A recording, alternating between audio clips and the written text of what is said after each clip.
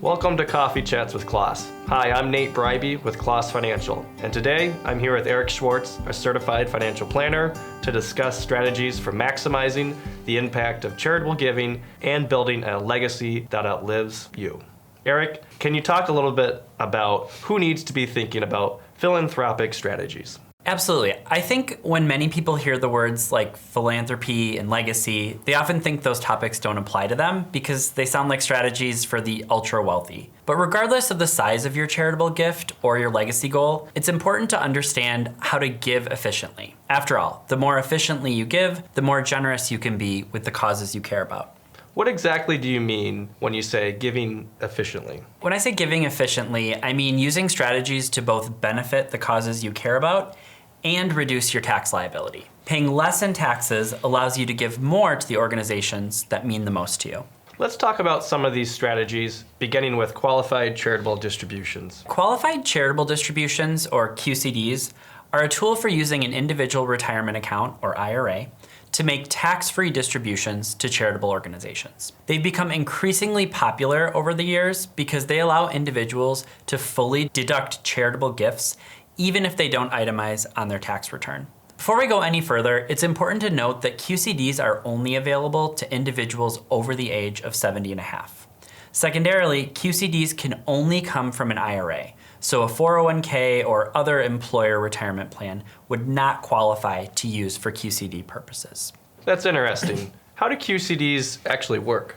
A QCD must be distributed from an IRA directly to a charitable organization, so the account owner cannot take possession of the funds first. Provided that the receiving entity is a 501c3 organization, the distribution is not included in your taxable income for the year. The IRS currently allows QCDs of up to $100,000 per year. Additionally, if the account owner is subject to required minimum distributions, a QCD counts against the amount they must take out each year. It sounds like QCDs could be a great solution for a subset of individuals. What other strategies might viewers consider?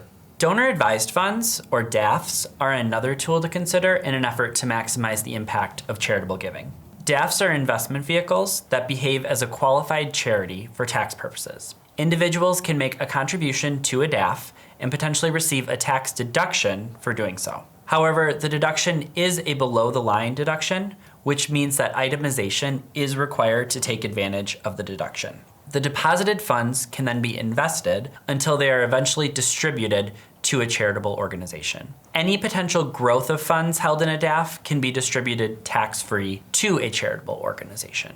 Can more than one charitable organization benefit from a donor-advised fund?